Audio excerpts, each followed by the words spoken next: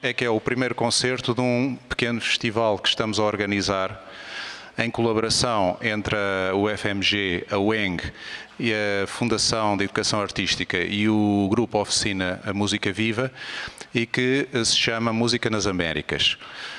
Para este festival nós tivemos a sorte de conseguir que estivessem entre nós vários compositores internacionais, dentre os quais o professor Dante Grela, da Universidade de Rosário, na Argentina, o professor Bruce Ryprich,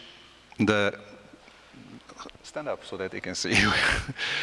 O professor Bruce Ryprich, da Universidade do Arizona, em Flagstaff. Portanto, e ainda haveria um terceiro convidado que infelizmente não pôde estar por razões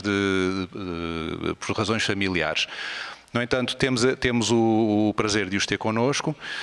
Temos o prazer também de ter connosco, para além do grupo Oficina Música Viva, vários intérpretes convidados que estão indicados no programa. Portanto, hoje teremos este concerto onde é apresentada uma obra em estreia do professor Bruce Ryprich.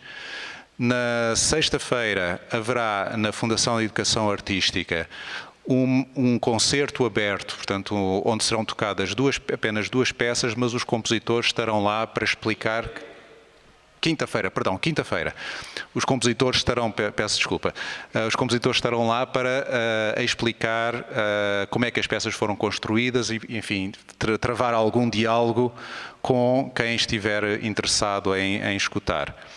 No sábado será o concerto final deste festival, onde será estreada uma nova obra, também uma estreia mundial de uma nova obra do professor Ryprich, e também a estreia mundial de uma obra do professor Dante Grela. Portanto, estão todos convidados, façam um esforço para ir, levem a família, os amigos, o cachorro, quem quiserem, para encher as salas, tá? Para hoje, temos então o prazer de ter connosco o professor Dante Grela, que vai fazer a palestra agora. Ele é professor, como eu disse, na Universidade do Rosário, na Argentina, e ele é um dos grandes ícones da música na Argentina, para além do facto de ser como compositor, mas também como educador. Portanto, ele formou uma geração de compositores argentinos que hoje em dia estão em atividade e são conhecidos internacionalmente. Portanto, ele teve uma atividade pedagógica muito importante e, para além dessa atividade pedagógica, também tem feito um trabalho muito notável na divulgação da música contemporânea através de métodos, portanto, de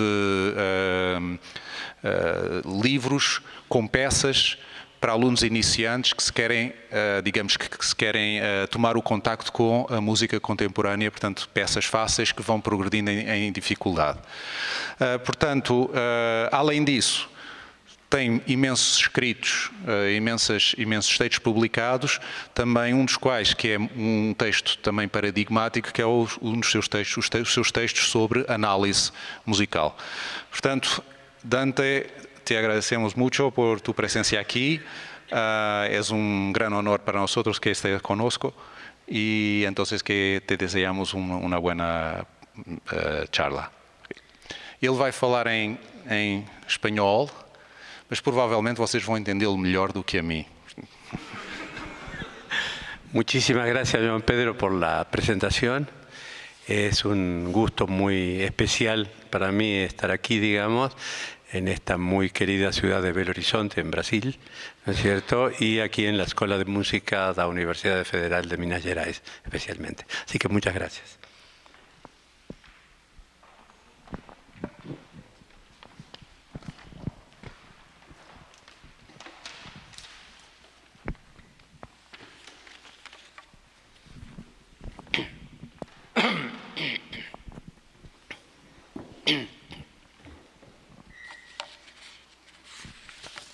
Uma pequena aclaração. Eu vou fazer minha fala em espanhol, porque eu considero que mi portuñol é muito ruim. Então, a lo melhor aparecem algumas palavras em português, mas vai ser em espanhol. Se vocês têm qualquer problema com alguma palavra, me avisan y yo trato de traducir. Eu titulé esta fala, va a ser una fala sintética, composición musical, técnica, estética, posicionamiento. Yo creo que estos tres aspectos en la composición musical están y deben estar muy interrelacionados y enraizados, ¿no es cierto?, en la conciencia y en el trabajo del compositor. Entonces voy a hablar sintéticamente sobre estas cuestiones, haciendo referencia a mi propio pensamiento al respecto y a mi propia trayectoria en el trabajo compositivo desde hace largos años. Por una parte, en mi proceso compositivo siempre se integran dos aspectos que considero muy fundamentales y son estos aspectos los que yo denomino de imagen, por un lado, y formalización o concreción del proceso compositivo, concreción de la imagen. O sea, me refiero a imagen, ¿no es cierto?, con el término de imagen, a aquello primigenio, ¿no es cierto?, que aparece como son, como sonido en la mente del compositor y que no está sometido a ningún proceso formalizante de dar forma, sino que es intuición pura y que sale de algún lugar desconocido dentro de nosotros mismos. Y luego, a mi modo de ver, a partir de esa imagen primera, que siempre creo que tiene que existir, es que se concreta lo que yo le llamo el proceso de formalización, de puesta en forma de aquellas primigenias, primeras imágenes sonoras. Y en esta segunda fase creo que es donde aparece muy fuertemente el tema de la técnica y del oficio de la composición. Para que, digamos, a través de ese oficio de la composición, aquellas imágenes primigenias puedan ser entregadas, puedan tener realidad sonora, ¿no es cierto?, sin perder nunca el contacto con su primer origen. En mi trayectoria de composición, para darles a ustedes una idea muy general, a lo largo de los años, ¿no es cierto?, yo pasé por diferentes procesos de aprendizaje. Creo que en realidad toda la vida estamos haciendo un aprendizaje en realidad. Estamos, digamos, experimentando con distintas formas justamente de construir, en el caso de los compositores, nuestra música, el artista plástico, sus obras visuales, el escritor, sus poemas o sus obras literarias, etc. Pero siempre es un proceso de aprendizaje continuo. Yo comencé allá muy lejos, en 1955 a 1960, con lo que fue el aprendizaje de las técnicas tradicionales muy rigurosas de la armonía, el contrapunto, la fuga, etcétera, etcétera, etcétera. De ahí tomé contacto, mi primer contacto con la música más nueva del siglo XX en ese momento fue en la década de 1960, más o menos entre los años 1960 y 1963, tomo contacto con toda la música de la Escuela de Viena, Schoenberg, Berg, Weber, y con el atonalismo, dodecafonismo, con lo cual quedé muy entusiasmado y, digamos, trabajé mucho y muy intensivamente dentro de esas técnicas. Luego vino una parte, digamos, entre 1963 y 67, en donde tuve una toma de contacto con todo lo que era el serialismo integral, el multiserialismo, todas las técnicas muy rigurosas de composición y todas las técnicas derivadas ahí de los procesos seriales, más no solamente tomé contacto con las técnicas, sino con las estéticas. Y en esa época a mí me interesaba utilizar la técnica, pero también, ¿no es cierto?, tomar y reproducir las estéticas a las que esas técnicas estaban asociadas. De 1965 en adelante, comienzo a tomar contacto con la música electroacústica. Mis primeros trabajos en música electroacústica, que era en música concreta, trabajando con 2 grabadores y grabando sonidos del entorno, ¿no es cierto?, fueron por 1965. Mi toma de contacto con la música electrónica propiamente dicha, un primer trabajo en 1968.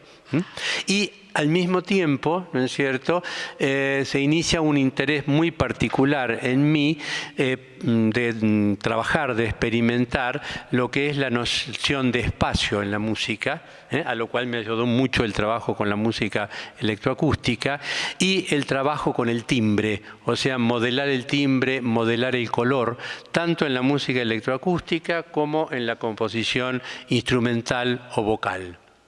Y luego, ¿no es cierto?, de 1967 en adelante, ¿no es cierto?, viene una toma de contacto con las técnicas de composición de masas sonoras, lo que podemos llamar la composición estadística, fundamentalmente a través de un contacto con la obra de Edgar Varèse, compositor al que, digamos, siempre me interesó mucho, y me lembro en este momento que di un curso de análisis de la obra de Edgar Varèse aquí en Belo Horizonte, en la Fundación de Educación Artística. Ahora, ese camino continuó a lo largo de los años y actualmente, y desde hace ya bastante tiempo, creo que la técnica utilizada en cada momento de la labor compositiva, o sea, del proceso compositivo, deriva siempre de las propias necesidades estéticas. O sea, yo creo que la técnica, obviamente, ¿no es cierto?, nunca es independiente de un pensamiento, de una necesidad estética, sino que surge de allí.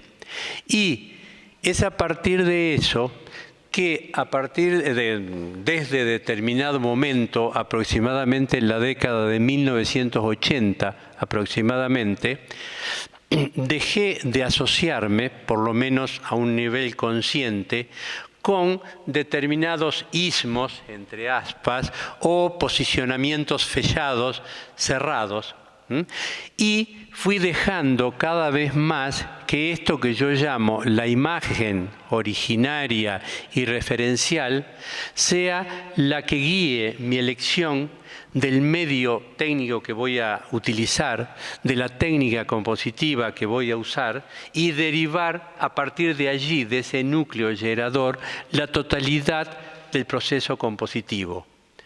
En mis aulas de composición actualmente yo siempre les planteo, les coloco a mis alumnos que eso que yo llamo la imagen, ¿no es cierto?, aquello primigenio, ¿no es cierto?, que surge de lo interior de nos, desencadena, ¿no es cierto?, desencadena un cierto proceso que va en determinada dirección. Entonces, cuando yo comienzo a tomar las primeras notas en papel o en papel pautado, a partir de aquellas imágenes, estoy desencadenando cierto proyecto, cierto proceso, estoy yendo en cierto camino, ¿no es cierto?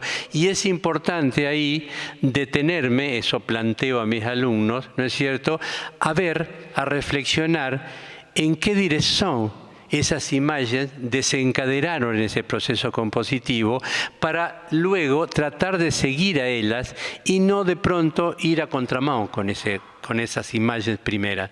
Porque si yo voy a contramano, después la forma resultante en general va a se debilitar. Entonces, creo fundamentalmente en las siguientes cosas como compositor de una época y de un lugar determinado.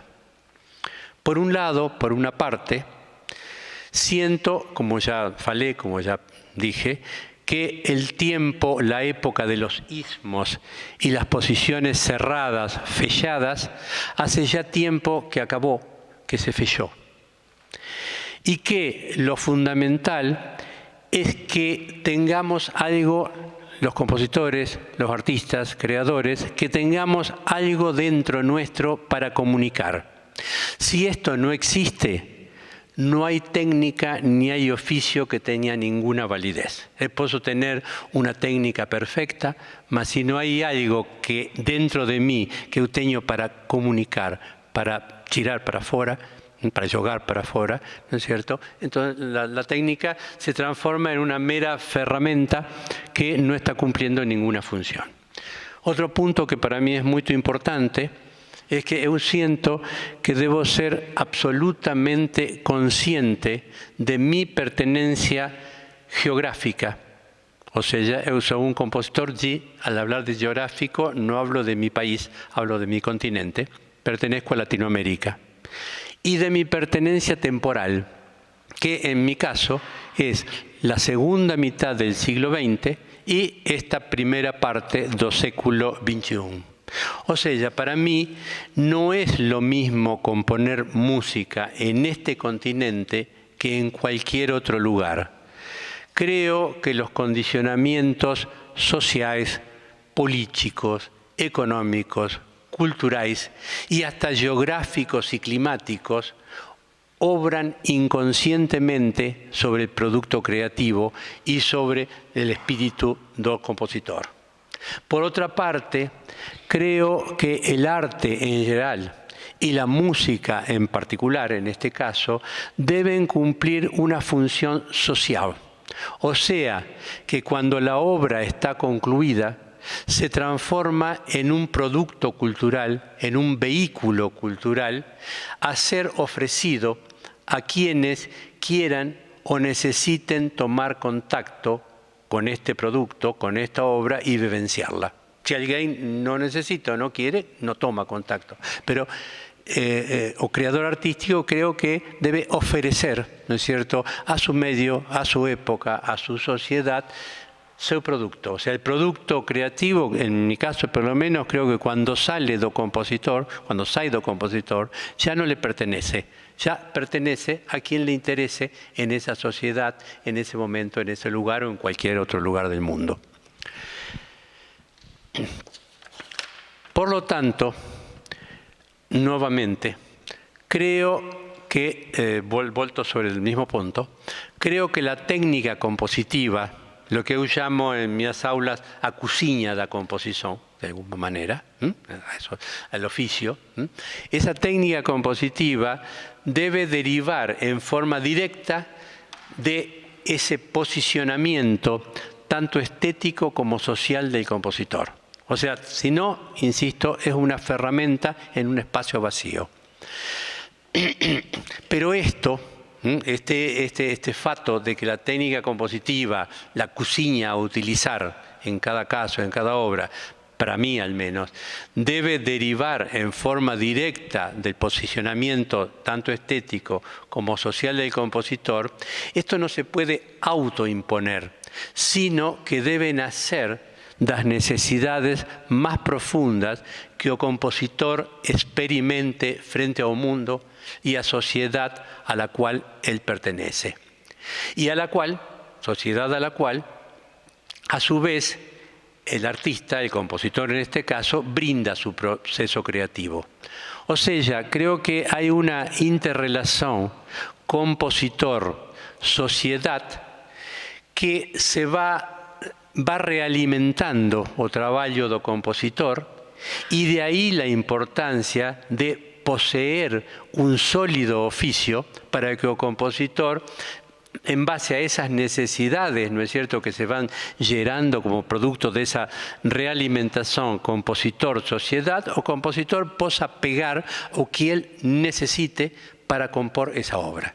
O sea, yo creo en ese sentido en un oficio amplio y sólido, no en el compositor que tiene una formación limitada a este tipo de técnica y solo puede escribir o grabar música dentro de estas características. Porque un día, y ese es mi caso particular, cuando yo necesito utilizar una serie dodecafónica, yo la utilizo. Si necesito usar el modo dórico y hacer un contrapunto trocable, yo faço contrapunto trocable. Y si necesito utilizar cualquier otra cosa, utilizo en función de esa imagen y de esa idea primigenia. Entonces creo que por eso es importante, y eso llamo yo una técnica que sea lo más sólida posible para poder hacer o que eu precisar en cada momento, o que el compositor precisa en cada momento. De fato, eu no creo en el arte o en un arte universalista que debería llegar a todo el mundo. O sea, no creo que, porque el arte está ligado, insisto nuevamente, a la sociedad, es producto de una sociedad, de interacción del individuo y la sociedad. Entonces, evidentemente, ese arte está ligado a ese contexto. Entonces, desde ese punto de vista, no creo en un arte universalista. Pero a la vez, creo menos aún en un arte para especialistas o en un arte para los artistas mismos. Creo en un arte que eduque, que tenga una función educativa, que forme a persona, que transmita, pero que a la vez sea gerado en las profundidades de la sociedad de la época, nuevamente, y del lugar en que al artista le toca vivir y ser parte. O sea, ni un universalismo, ni un arte, una música, para especialistas, para compositores, para círculos fechados. Un arte relacionado a la sociedad, al tiempo, a la época en que nos toca vivir. Por último, con respecto a mi pieza que se va a oír hoy en ese concierto, que se va a repetir mañana no concierto da Fundación de Educación Artística, y veo que estoy hablando ese portuñol mío ahora, sin pensar. Son algunas pocas cosas. La pieza se titula De los mundos paralelos y es una obra bastante bella dentro de mi producción. Es de 1989. Y es una pieza que eu compuse cuando eu estaba leyendo uno de los cuentos de literatura fantástica del escritor argentino Adolfo Bioy Casares, titulado el cuento La trama celeste. Y muy rápidamente, este cuento de este escritor Adolfo Bioy Casares, o sea, fala, digamos, a la trama realmente, ¿no es cierto?, de un caso que revela la existencia de mundos paralelos. O sea, que en este momento estoy hablando aquí, vos me están oyendo, vamos a tener el concierto, esto está aconteciendo aquí, pero esto al mismo tiempo con los mismos personajes está aconteciendo en otros múltiples mundos paralelos. Esa es la trama, digamos, de la síntesis de ese cuento. Y acontece, el título de mi pieza es porque la obra fue originariamente, la primera versión, fue pensada para tener múltiples versiones. La primera de todas fue para flauta, clarinete bajo, corno, trombón, violín, viola, violonchelo, piano y un percusionista. Esa versión nunca fue estrenada porque fue compuesta para un festival en Chile, en Santiago de Chile, y eu no llegué a tiempo con el material, con las partes, y como ya las partes no llegaron, en ese festival se fue la versión que vamos a oír hoy, que es otra versión, otro mundo paralelo, para piano y sons electrónicos, donde los sons electrónicos son como una versión deformada del original instrumental, como si pasase a través de esos espejos deformantes. Y después compuso una tercera versión solo para sons electrónicos. O sea que, digamos, de ahí viene ese título de los mundos paralelos en relación al cuento de este escritor. Entonces, la que vamos a oír hoy es la versión para piano y sons electrónicos. Y aquí acabo con mi fala.